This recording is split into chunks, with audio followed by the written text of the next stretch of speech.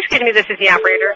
I'd like to remind all participants that this call is being recorded. If you have any objections, you may disconnect at this time. And you may begin, sir. Well, thank you, and welcome to everyone. My name is Sean McVeigh, and we've got two webinars today. The first one is Ecological Sites and the MLRA SSO Leader. There will be two speakers, Susan Andrews and George Peacock. Susan's going to start and close the presentation, and I just ask that people mute their phones unless you plan to be talking to all of us. Please keep your phone muted, and we'll take questions throughout the presentation, or you can save them until the end. All right. You'll have to take it off mute to ask a question, so you remember. Hi, this is Susan Andrews. I am the National Leader for Soil Quality and Ecosystems at the National Soil Survey Branch. My partner in crime today is George Peacock. George, if you want to introduce yourself briefly. Thank you, Susan. Yeah, my name is George Peacock, and I am the team leader for the Land Technology Development Team at the Central National Technology Support Center here in Fort Worth. Thanks, George. Today we're going to be talking about how the ecological site acceleration affects soil survey, and in particular the Soil Survey Office Leader. And I'm going to give you an overview. Oh, sorry, I'm trying to remember how to operate this thing. The overview of the webinar is will give you a brief history of ecological sites in NRCS, and then George will give you some definitions and concepts, just some of the main high points of ecological sites, what you need to know, and why are these sites useful for conservation planning. And then I will follow up with talking about operating procedures, the basic steps in a project, but not the how-to part, and goals to take expectations for ecological site description development.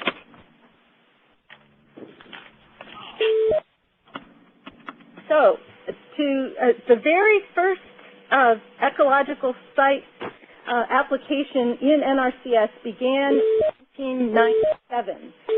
The acceptance of using these concepts was very slow initially and was adopted in just a state-by-state fashion. There was no national strategy, no standardized procedure for implementing the use of ecological sites, either their inventory or their for conservation planning. If you have your phone on hold, please don't do that. Take it off of hold and mute that.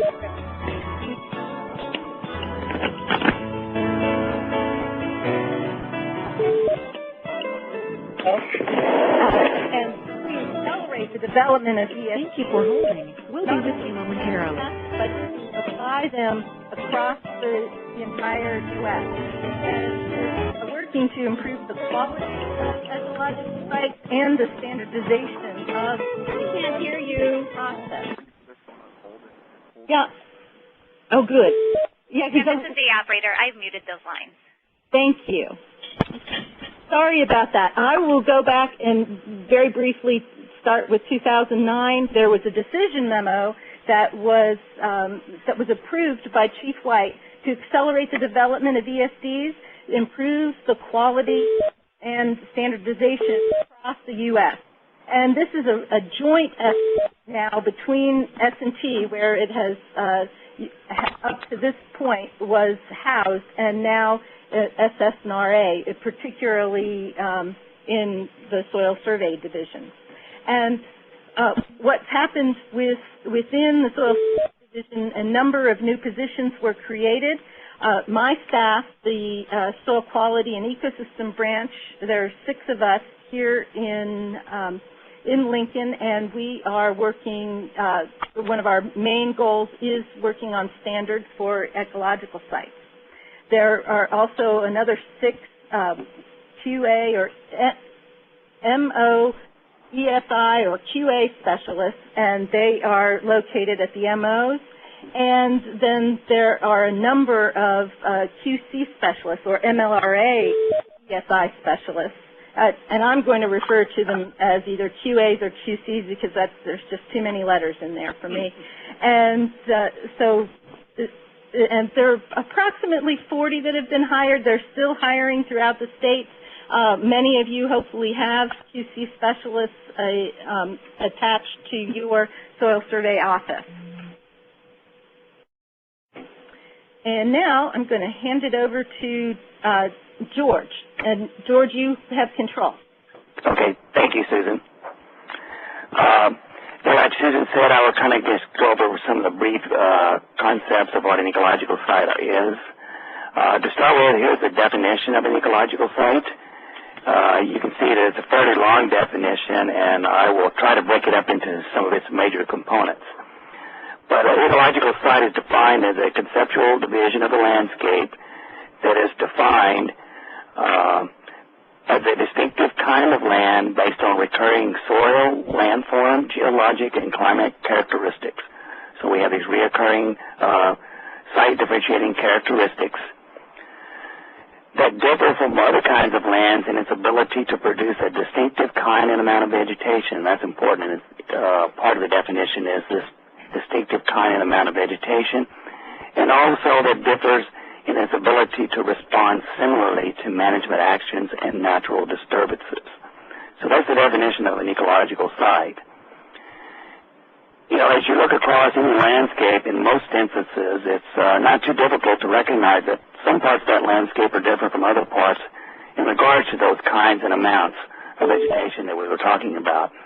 Environmental factors such as soil, climate, topography, or relief, you know, they're all responsible for the development of a site's potential vegetation. And where these environmental factors are the same, we seem to have these particular plant communities that seem to reappear. And this provides us then with the capability to delineate these landscapes into the ecological sites.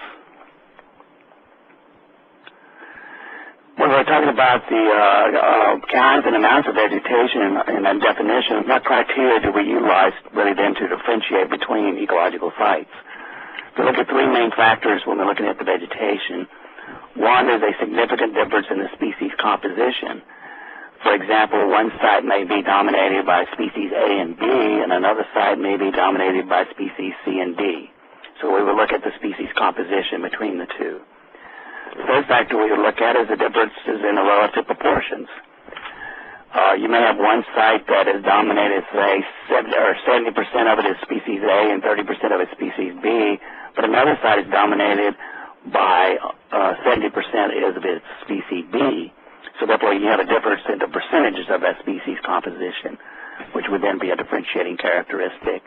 Or it might be just the differences in the total annual production of that reference community. You may have two different ecological sites, and they're dominated by the exact same species, and they're in the exact same proportions. But say one site is only capable of producing up to 500 pounds, and the other site may be capable of producing 2,000 pounds, you know, due to some type of soil limitation differences of that nature. So it may just be the total annual production, maybe the characteristics that we use to differentiate. But those are the three characteristics that we use to differentiate in looking at the different kinds and amounts of vegetation.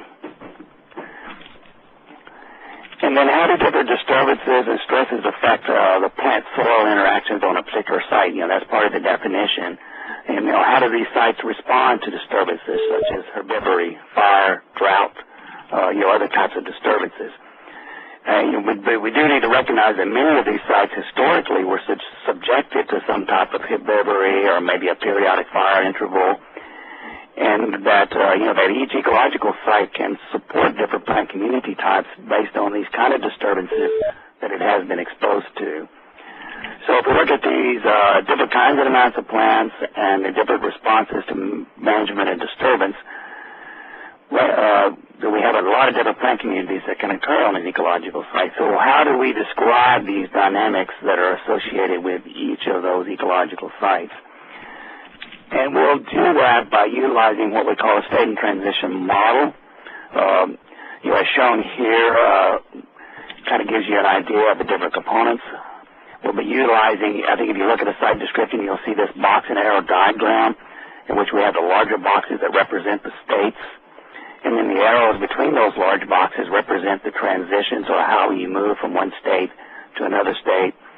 And then the small boxes within each state represent what we call the different community phases that might occur within that state.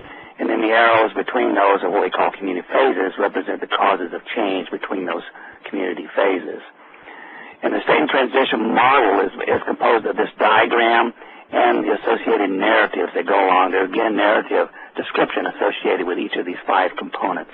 So the diagram plus the narrative makes up the entire state and transition model. And what I'd like to do to try to illustrate this briefly is take you kind of through quickly through an example. What we'll do is we'll look at a deep redland ecological site in MLRA 81C. Historically, this site was a tall grass mid-savanna with scattered oaks. It was grazed by buffalo, and fire played a predominant role in maintaining that savanna aspect. I think fire frequency is estimated at 3 to 10 year period. But there were adjacent sites that had a lot of juniper, and this juniper then was always invading into this site. But however, this frequent fire interval that occurred would always kill or remove those junipers from this site. So basically that gives us kind of a history of what we know historically occurred on this site. It was an oak savanna. Junipers were always invading on this site. However, this frequent fire interval removed the junipers and then maintained this savanna aspect. But what happens if we introduce a disturbance to the site, which would be maybe interrupt that fire frequency interval? What happens then is the junipers begin to grow, and then we begin transitioning to a new state, because as those junipers get to a certain height, say 4 to 5 feet tall, then this normal type fire regime that occurred is not capable of killing or removing those junipers. So by interrupting that fire frequency, then we have changed or transitioning to a new state in which now juniper will be growing, and it will begin now to grow, and eventually will become almost a solid stand of oak and juniper. And at this point in time, we have now changed the ecological processes of this site. You're looking at the water cycle, the nutrient cycle, things of the other ecological processes are no longer similar to what they historically were. And the only way that we can restore this then back to that original state is some type of very costly management activities, such as brush management. You may even have to do some reseeding if you've lost the seed source. So once you cross that threshold, it's very difficult to go back without some type of management type, a significant management type input into the system. One way of kind of looking at these states and transition models, I think one good way is this marble and cup or ball and cup analogy, they call it. If you look at each one of these cups here would represent a different state, and then that marble would represent the different vegetation communities that might exist in each one of those states. And we recognize that the plant community that's out there today is not static. There's always some kind of disturbance, going on, either dry spell, fire comes along. But if we were to remove that disturbance, and if that site would come back to its original vegetation type, then we would say that we were within the same state. However, if there is some change in that, like we saw a while ago, if we were to interrupt that fire frequency interval, you would see that we would begin to transition to a new cup in this case, which would be the juniper-dominated community instead of the oak savanna community. And then the only way to go back is to have some kind of restoration activity, and we call that a restoration pathway. And once you've crossed that cup, that's what we call a threshold. And at that point in time, as you move from one state to another, it's where you see that change in those ecological processes and the functioning of those different states. And the only way to go back is to restore that function of those ecological processes. as that juniper begins to dominate the site, you will see a change in the nutrient distribution across the site because all of the new juniper needles now are falling underneath that plant, and you have less vegetative growth growing in the interspaces, so you have a redistribution of the nutrients across that site, so we have a change there in that ecological process. So we would define, looking at these, this is, I think, a good analogy of how to look at the different states that might occur on an ecological site and what causes the transitions from one to the other. And, in the feedback mechanisms, I didn't show that, but that's actually what we're talking about is those ecological processes that maintain you within that one state, for example, the hydrologic or nutrient cycle that we were discussing. So this would be what a state and transition diagram would look like for that ecological site. It would have the reference state that we identified, which was that oak savanna. We could identify the community phase there where the juniper is established and beginning to grow. And then we would identify that if we have that fire frequency, then we could maintain ourselves within that reference state by cycling back to the oak community phase. And then if we interrupt that fire frequency, we have transition 1A that moves to that oak juniper state. And then at that point in time, the only way to go back is some type of expensive input as far as some type of brush control. Also on this site is possible for either one of those states to be mechanically treated and reseeded to some type of either native or an introduced plant, and we'd come up with this open grassland type state, which would have probably less oak in it, and we would have the juniper control. So these would be the three vegetation states that we know and have identified for this ecological site. And I think this provides a very good communication tool as you're working with a landowner sitting out there on their property. Provides you with an opportunity to identify within this state transition model where is that site on their place today, and based on their goals and objectives, where would they like to go, and then what kind of management activities could we recommend to help them achieve their goal and objectives. So this is a very good communication tool when you couple this with the narratives that are associated with that and working with a landowner and helping them to make their management decisions. The Ecological Site Description will be the document where we capture all this information. The site characteristics, we talked about those reoccurring landform, soil, all those abiotic components that go into actually differentiating the site. We will have those described, the physiographic features, climate features, soils, water features. And then we also describe the different plant communities. We'll have a state and transition model in there. And then there should be a description associated with each one of those states and community phases, if possible, if we have the information to populate those. And again, there should be descriptions on those transitions and restoration pathways associated with each one of those states. Then there will also be a section in there on site interpretations where we can talk about wildlife interps, hydrologic interps, any other type of wood products if it's associated with a forest ecological site. And then there'll be a section on supporting information, which is information that was used to document the ecological site, the transects, any other literature that was utilized. Also, any other sites that may be associated with this ecological site on the landscape, we try to describe those. And if there are any similar sites that you might confuse this site with another site, we try to describe those and identify how you recognize this site as compared to that other similar site. So that is actually the Ecological Site Description that will be the final product that will be available to the landowner and the conservationist. So why are ESDs useful? I think it does help you predict the outcome of disturbances. Just as we saw a while ago, if we don't, if we interrupt that fire frequency interval, the consequences of what happens with that. It does help provide a roadmap for restoration.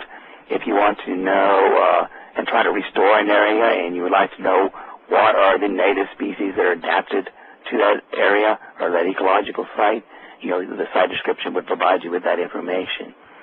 They can also be used to support agency initiatives, such as the longleaf pine, sage grouse, lesser prairie chicken, others. If we have this kind of information available, it provides a lot of good, useful information, especially like in the longleaf pine, where they're trying to restore those areas. If we know historical information about that site, about the fire frequency intervals, and other disturbances that occurred, it would be very helpful as we look at these initiatives. I did mention the management interpretations, such as wildlife grazing, wood products, and it also serves, as I mentioned, as a good tool for conservation planning. And the conservation planning, as far as, ways I think you could use it in working with a land manager, is it helped you to refine the planning unit to areas that respond similar. You're able to group all of these soils and then into ecological sites, and then you can group those and refine your planning area. Hopefully try to remove some of the complexity associated with planning on the land unit. Also provides a quick reference for resource inventory appropriate alternatives. Like I mentioned a while ago, using that same transition diagram, if you're out there on a piece of property with a landowner, being able to very quickly identify where they are at on that road map or in that state box diagram. Also, you could illustrate the consequences of your management actions or non-management actions. For example, in that deep Redland site, when those junipers get to about 4 to 5 feet tall, that is the point at which, much taller than that, they're not susceptible to fire. So if a land manager has a lot of his deep Redland site that is in that condition, then, it's a critical decision point at that point in time for making a decision. Do I want to introduce prescribed fire into the system to maintain that oak savanna aspect, or am I willing to accept the consequences of what's going to happen and, have a more of a juniper oak complex? So again, I think it does help illustrate the consequences of some of the management actions. It also provides us a guide to maintaining our existing conditions. For example, we need to keep that frequent fire interval in there if we want to maintain that oak savanna aspect. And also gives us the ability to kind of predict actions needed that we want to transition to a desired plant community. If the goal and objective of the landowner is to achieve a certain state, or a desired plant community, as we call it, then hopefully those transitions or restoration pathways will provide the information that's needed to assist them in predicting what actions they need to take to accomplish that. Here's just an example of how, some of the ecological site information can be utilized by the different states. This upper table here is a table of seeding rates for a loamy upland ecological site. And if you look across there, you can see the percentages that they recommend based on the MLRAs where these ecological sites occur, the percentages of the seeding mixtures, the min and max that is recommended based on the ecological site description for any type of restoration or seeding effort. And the lower table there indicates species suitability, looking more at pasture planting or forest suitability groups, but indicating whether this species is good, fair, or poorly suited for establishment on these particular sites, whether it's dry land or irrigated. So these are just examples of the ways the information can be used, once the ecological site is developed, and how we can begin to pull this information together and help, provide tools to assist with the conservation planning process.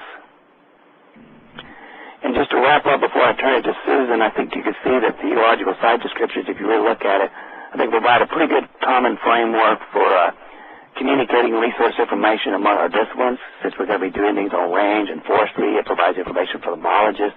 It also provides resource information for other agencies and for other organizations. There's a lot of NGOs now that are looking at our ecological sites and looking at the descriptions and using that information. It also provides us with a framework to transfer experience and knowledge. As Susan, I think we'll get into a little later, but I think it's a good framework to do that. And it provides us a good information on describing the interaction between soils, vegetation, and land management, and providing that information to a planner to assist with a land manager in making management decisions. So real briefly, that's kind of what an ecological site is, what is in the site description, and hopefully some of the uses that you can see that it is, I think, a very beneficial document or tool for the agency. With that, Susan, I'll turn it back to you to talk about the operating procedures. Thanks, George. And since we have created this break, it might be a logical time to ask for questions. Are there any questions about some of the scientific concepts or applications? All right, hearing none, I'll go move right along. Yes, go ahead. This is Kathy McGuire in Arizona. Hi, Kathy. How are you doing? My question is about the interpretation part. The interpretations in the ESD, how do they compare with the interpretations that come out of NRCS? Oh, George, you want to take that one? Yeah, most of the interpretations that are being developed are not soil generated. I think, I'm not, from the NRCS, I think a lot of them are soil property related. And here, for example, if we were going to be describing the livestock, we'd be talking about livestock suitability, stocking rate information. If we were talking about hydrologic information, we would be looking at runoff, how much runoff might be generated as you go from state A to state B. We're looking at the RIM model, range on hydrology erosion model, to try to come up with estimates of that activities. So most of the interpretations are, more generated outside of NRCS, are not the same as the NRCS generated interps. Does that help, Kathy? A little bit. It seems like some of them could be very similar, though, in their output. So I suspect some of them will be. Yeah. And I think particularly the suitability interps in NRCS are similar. I don't think that there are very many limitation type interps for ESDs. And another way to look at an ecological site is as an interpretation of soil, but it's adding obviously more information with the veg. Yeah. But, Thank you. Is there another question? Okay. I'm going to talk about the operating procedures. And just recently, last month, we sent out a national bulletin, the draft operating procedures document for a 30-day comment period. We did receive a number of excellent comments and are going to be incorporating those. We may not be, what George and I have been talking about is not actually issuing a final operating procedures document, but taking those comments and applying them directly to the standard, which is a much more detailed document and already in draft form at this point. And so then you'll have an opportunity for a second comment period on the standards document if you missed the first one, or even if you didn't miss the first one. So what the general idea here is for the operating procedures is to follow the MLRA process.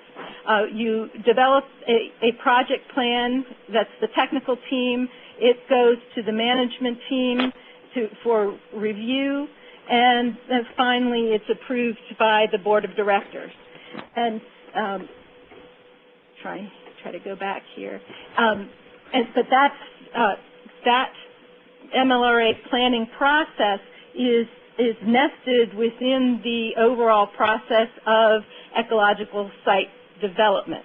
And I'll talk about some of those steps in developing a process, but before, as you know, in developing a plan, you have to have a little bit of idea of what the scope is of the project. You're going to have to do a little bit of research to begin with, and then once it's approved, you'll get into the full and documentation collection.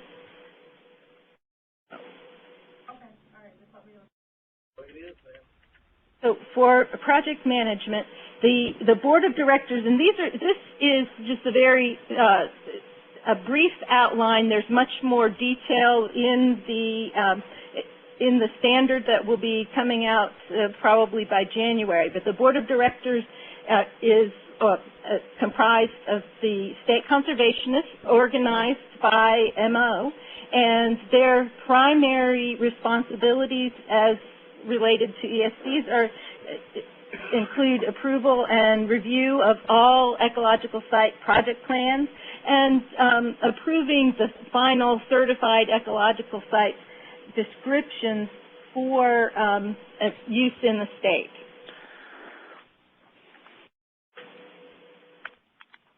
the management team, and this is one place where it differs, I think, quite a bit from the MLRA process in the composition of the management team.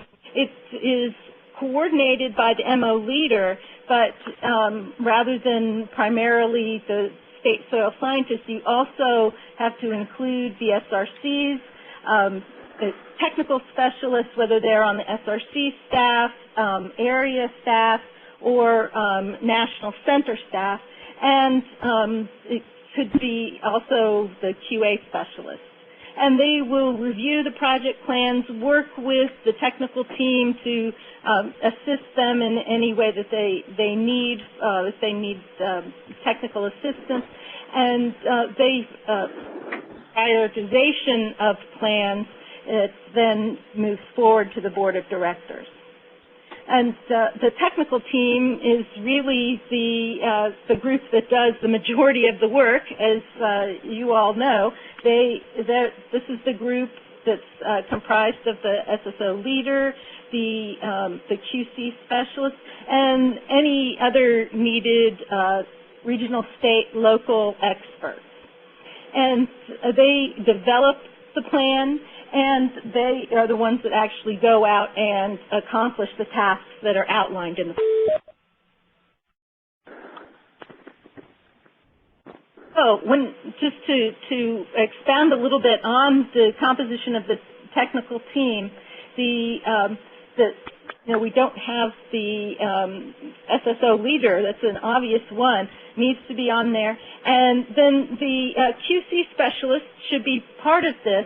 But if there is no QC specialist, you can move forward with ESD development in the absence of the QC specialist, but making use of your state staff. So someone, a vegetation specialist, they could be on the SSO staff or in the state, would take the place of the QC specialist to lead that technical portion.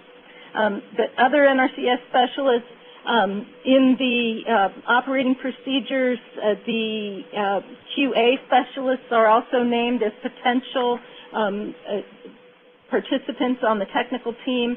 And then other agencies or other partners are also an important component. For instance, the Park Service has quite a lot of interest in development of ESDs for their restoration efforts, and so they have partnered and been part of the technical team and sometimes part of the management team.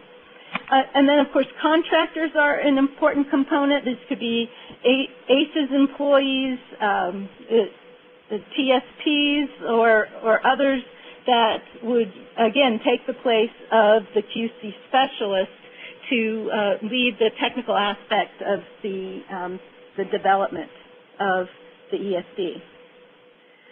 So the major steps, and this is just a rough outline, is they are the initial ecological site concepts and initial state and transition model. These need to be tested by reconnaissance or low-intensity type of data collection, and then modified, and finally refined.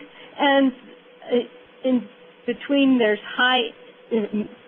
medium intensity data collection, and finally the high-intensity data collection that will go into the database. That's ESIS now, but we are updating this to a bigger, better database that will be part of NASIS, but have a different user interface that's at least a year out for the point data.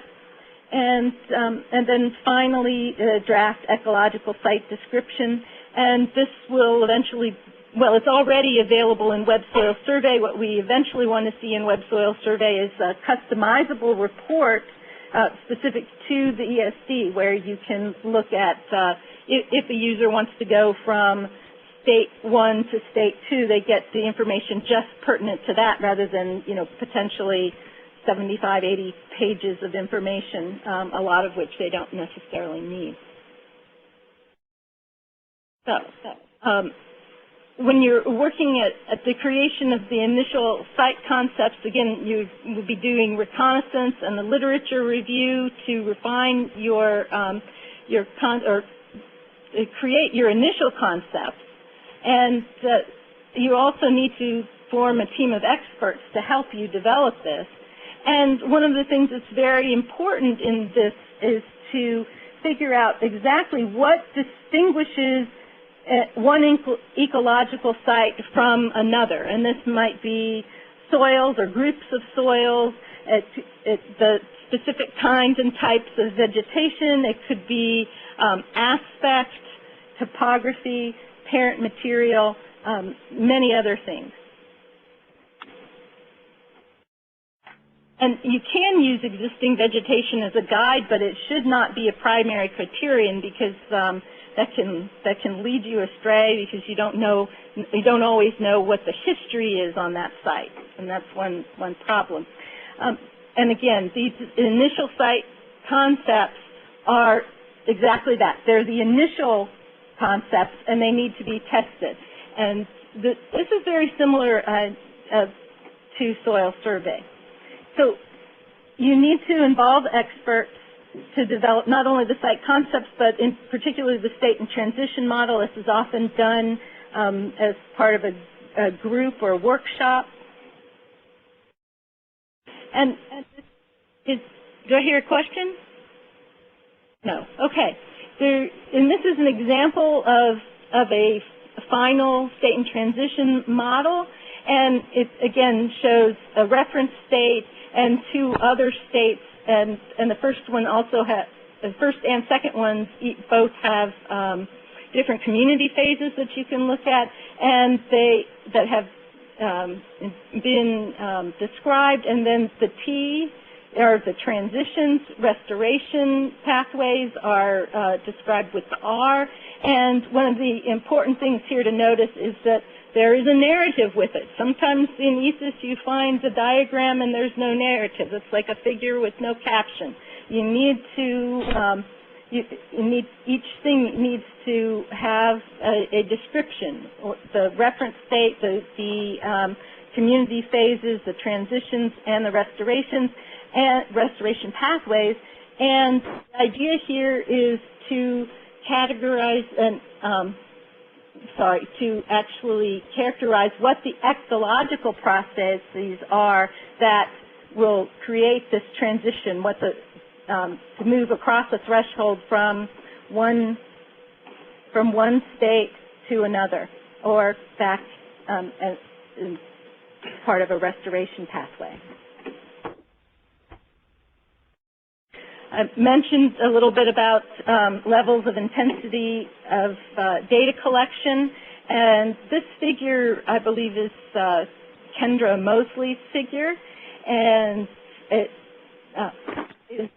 shows low intensity inventory that covers a large amount of spatial area, and medium intensity looking at transects, or it can be stratified by either management type or various things. It would depend on what is included in your site concept. But if you have, say, elevation changes that you feel are contained still within one site, then you could stratify by, say, elevation to see if that holds up. And then the high intensity would be that focus data that would end up, it's the point data that ends up in the database.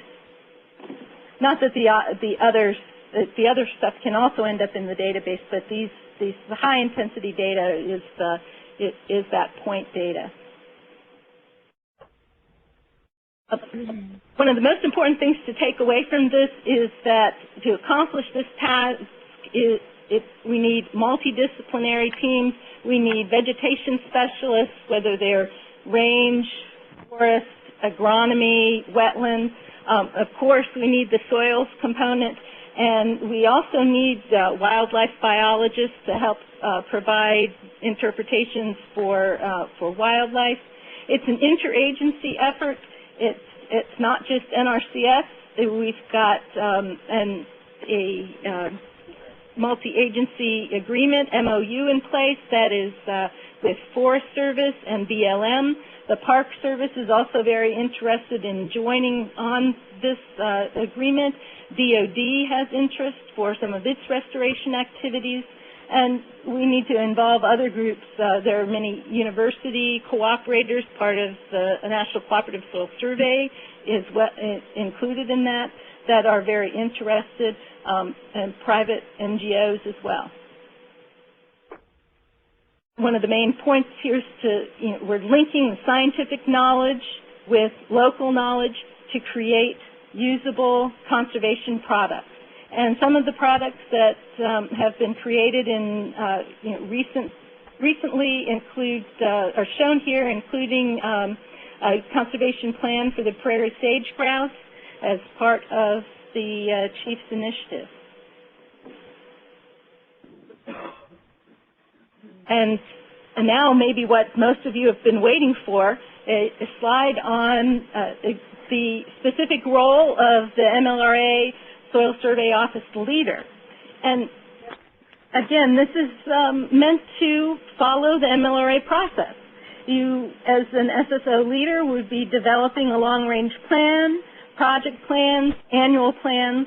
If you have a QC specialist, that person would provide a lot of input, if not leadership, in development of a project plan when it pertains to ecological sites.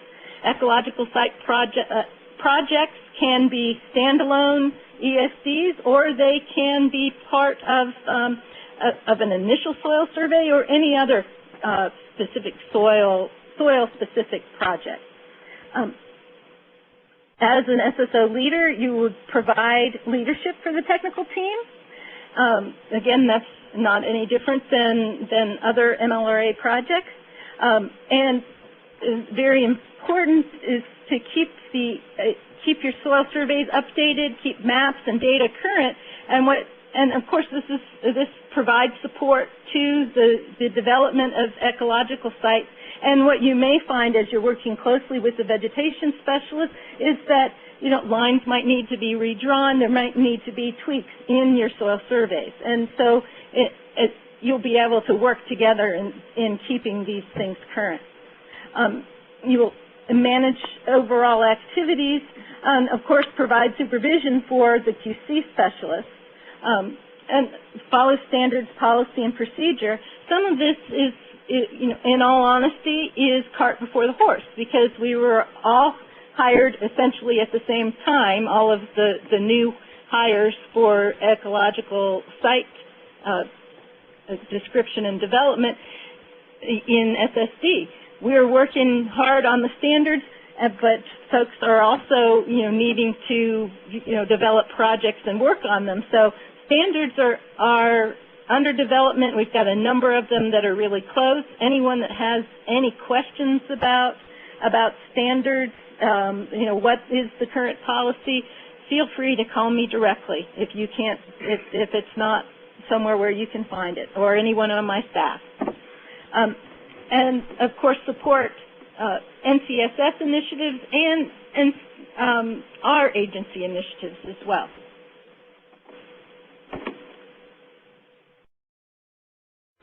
The approval and certification process is a combination of the MLRA process and also hopefully a nod to what some of the processes that were in place for approvals of ESDs in states. But one of the issues was that standards were lacking. We still want to include SRCs and others who typically were doing these approvals, but because it wasn't standard, we're trying. That's what we're offering here. So at the basic level of quality control, the SSO leader is responsible for certifying that quality control was performed. The quality control review itself, are all the pieces in place, is the QC specialist. That makes sense, right? The content review also should be done by the vegetation specialist. And that veg specialist And these roles actually, in general, could change at the local level. You may not have a QC specialist, so the SSO leader may provide that, or a veg specialist might do that. So those roles are fairly open, but that's the general format there. The certification of the ESD itself is provided by the MO leader, and quality assurance is done by the MO, ESI, or QA specialist. Content approval is done by the state soil scientists and SRCs or their designees for the states involved. And the final approval for use in a particular state is provided by the state conservationists. They provide the approval that allows it to go into the field office technical guide.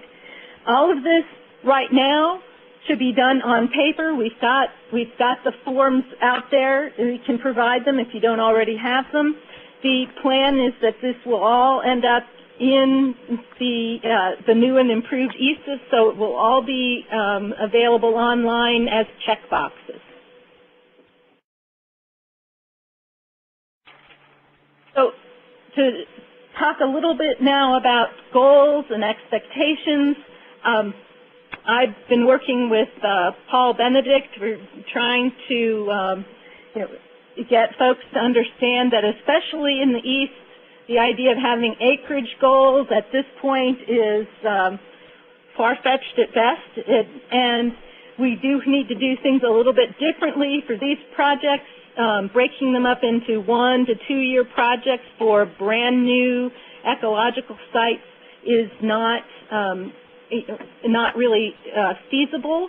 We're looking at 5+ years in a typical brand new project. Of course, an update project would be shorter. So rather than expecting acres every year, we're looking at using project milestones. And we have had our milestones reviewed by the state soil scientists, MO leaders, and those milestones and guidance will go out very soon, and changes in NASIS as well. And we're waiting on definition of what a provisional ecological site is. We're coming to some agreement here, and so the idea year-to-year progress will be measured as how many milestones are completed, or what % of each milestone is completed. And if you're not familiar with the MLRA, project process milestones are significant accomplishments in a project. And some of those big steps that I mentioned, those 6 steps in the ESD process, those are some of the milestones that you would expect to be included in a brand new ESD project. Acreage will only be counted for completed ecological site descriptions. No acres if you don't have interpretations. We have to hold the line there. If we want to have a standardized product that is high quality and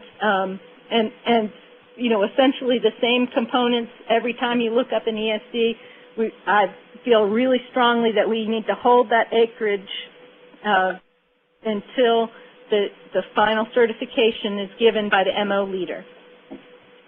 And what I think is reasonable to expect at this point in time in the areas where ESDs are new is a bare minimum of 1 project per SSO for those offices with a QC specialist. And for first year QCs, it might take them the better part of a year to develop a plan. So if you've got a brand new QC, having a plan developed in 1 year and putting a network together, I think that is reasonable. And for anyone who missed it, I do have guidance for for performance planning, and it worked with with my staff, Georgia staff, and the QA specialist got some feedback from a couple of QCs on what would be reasonable to expect for QAs and QCs. Talked a little bit about prioritizing the projects, and this list here is right out of our draft standard. The top priority ought to be our chiefs or NRCS initiatives, like the sage grouse or the longleaf pine. So if you are in one of those areas, then that ought to be that's certainly a excellent place to be placing a project. And then areas of ecological significance, such as areas at risk, critical habitats, or habitats for threatened and endangered species. Benchmark ecological sites, which is something that we'll be defining in our standards. That one isn't. We didn't prioritize that standard as a top standard, so that one you may have to wait a few months for. And then benchmark soils and major land uses. Finally, take-home messages here. You can get quite a bit of information for relatively few ecological sites, on relatively few ecological sites. It can provide information for a very large spatial area. And so basically the extrapolation potential of this information is quite high. And what it takes is a combination of expert knowledge, historical data, and inventory by multiple disciplines to provide defensible science for conservation planning. And that's what we're here for, right? We're the folks that provide defensible science for conservation planning. And the most important take-home of all is that we need to partner very closely with the vegetation specialists. It's the soils and S&T that have to work together in order for the acceleration of ecological site description development to succeed. And at this point, George and I can take your questions. Thank you for your time.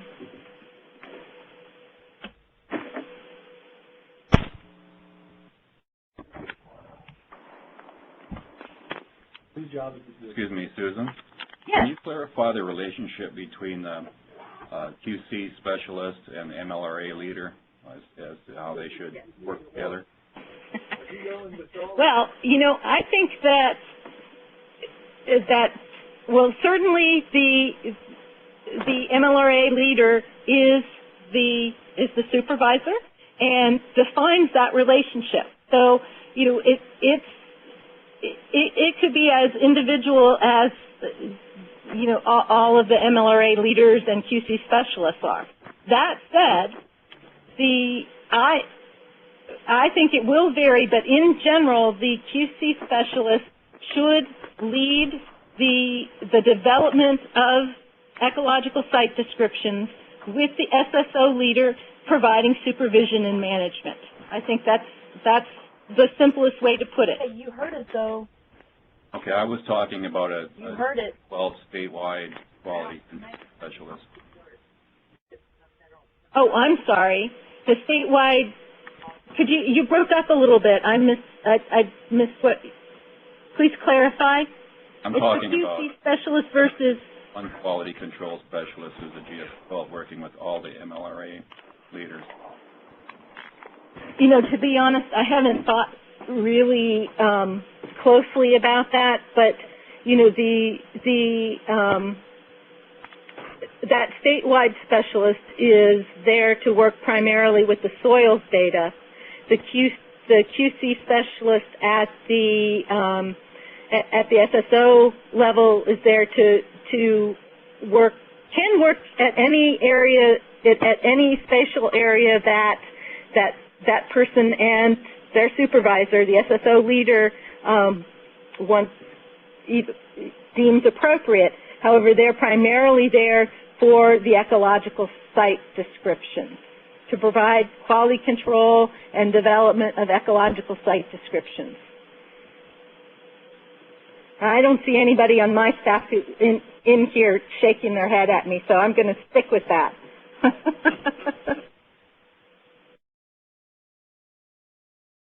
And they're all awake, too. Any other questions? Susan, this is Carrie Heisel. I'm the MLRA project leader in the Mojave Desert. Hi. The question is about the one slide where you showed that the MLRA soil survey leader oversees the quality control specialist, and then there's the vegetation specialist. If you only have one ESI person on staff, is that person both your vegetation specialist and considered your QC specialist? Well, I think I have the slide up that you were talking about. Correct me if I'm wrong there. That can be the case. We actually talked about that. And George, chime in if you disagree. But George and I talked about that as a possibility. And, you know, since those QC specialists are largely vegetation specialists anyway, that makes complete sense. However, we put the two slots there partially to be very inclusive, so that if you're working, and you should be working with the other state specialists, allowing the SRC staff or area staff to participate in the review process. And that's why there's room for two signatures there. Susan, this is Steve Park. My GS-12 statewide specialist kind of fills that role of the vegetation specialist, kind of a second-level QC review, and works with the state. So in your slide there, I kind of see the GS-12 fitting that veg specialist. I think that's a great way to think about it, Steve. I think that would work nicely. That's one of the things that I really don't have addressed real well in the draft standard, is exactly where those GS-12 QCs fit. And I was planning on specifically asking folks like you with those 12 about how you would see them fitting. That works for me. You know, the standards are going to be there just to make things hopefully easier. So, you know, if that's what works, then go forth. Okay.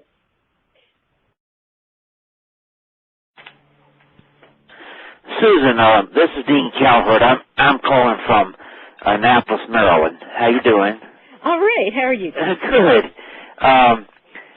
I went out on one of these, all week long with one of the specialists from Massachusetts, Dave. Sure. And some of the things that came to my mind, and I just wanted to tell you what they were with respect to vegetation. And that is, it seemed to me that one would need a forester to take care of the tree part if we're doing the inventory of plants. And that person, of course, you know, it seemed like to me that would be somewhat different and more specialized than just our NRCS biologist, say, that would be in a state office. And then, in addition to a forester, this is just from my perspective, Susan. Yes. In addition to the forester, now, if you get to a wetland situation, I bought one of these books that was actually edited by a wetland scientist, and it had every little plant that you could ever imagine in there. You know, and there were hundreds and hundreds of plants in this book. It's a publication, probably available to anybody who wants to buy one. And it seemed like to me that would be a different realm of identification. And it seemed like to me, for instance, a forester now, they wouldn't know anything all that much about all the little things that are growing on the ground in a wetland. Is it not true that we want to really capture, say, an upland site that doesn't have all those stuff growing on the ground, in a wet environment, and we also want to capture the wetland situation, which has the forest, maybe a wooded wetland. We want to capture both things, and so it doesn't seem like to me a biologist who has the title biologist would have the breadth of knowledge to specialize in both that understory and that canopy above. I mean, am I crazy about thinking about it that way? Well, no, you're not. You're not crazy, but I think that I think you've kind of hit the nail on the head. And one of the things that needs to be outlined very carefully in the project plan is exactly who you need in order to get the work done. So if you have a biologist that knows the tree species but doesn't know the herbaceous layers, then you need to go out and find somebody who can help you with that herbaceous layer. And the same with the wetland site. And that's one of the resources you have is our national centers. The technology centers have wetland specialists, have foresters, range specialists, and so on. So, including the center here in Lincoln. So, and Georgia Center in Fort Worth. So when you say that we have those individuals at our disposal, does that mean that we talk to them and we share photographs, or does that mean that they're able to actually come to the site? Well, certainly coming to the site would be the most advantageous. In this era of limited travel, then maybe that's not as, I think that you would have to use them sparingly in that regard, so you would need to have them at, you'd have to talk with them and work it out. Basically, again, it's going to be a case-by-case basis. If it's someone who's relatively nearby, then I imagine they can drive, drive to the area, and it would work out very nicely. If we're coming from across the country, we may only be able to come once. So we can get some of these specialists in a lot of different ways, and from a lot of different agencies and interest. I mean, we can choose who we want to choose, who knows the information. Down the way who is a local expert. So you never know. You just Yeah, this is George, and to add on to what Susan says, we encourage you as you put together your project plans to develop these local work groups, is that you seek out those local experts that have the knowledge. It may be a university, extension, in addition to NRCS, or maybe another agency. But yeah, we would encourage you to seek out those individuals and get their input into the process. Not only does it make it a better document, but it also makes it a document that's much more readily accepted by others because they recognize that it was not just an NRCS product, but a product that was put together by a group of experts. Okay, thank you very much. Can I add something on there? This is Joel Brown. Sure, Joel. Go ahead. So far in the workshops that we've done and the limited amount of field work that we've done, finding experts and getting a hold of information is not the problem. Right. Getting it organized into the format that you want it for the ecological site description is the problem. Sure. So you need individuals in charge of putting it together that are organized, and once the standards are out, can follow the standard procedures and then enter it into the database. And having an idea before you start of how you want to organize it is right. critical. That's critical. Mm-hmm. And this is David Klausnitzer in Massachusetts, and I'd like to mention something going back to what Dean was talking about.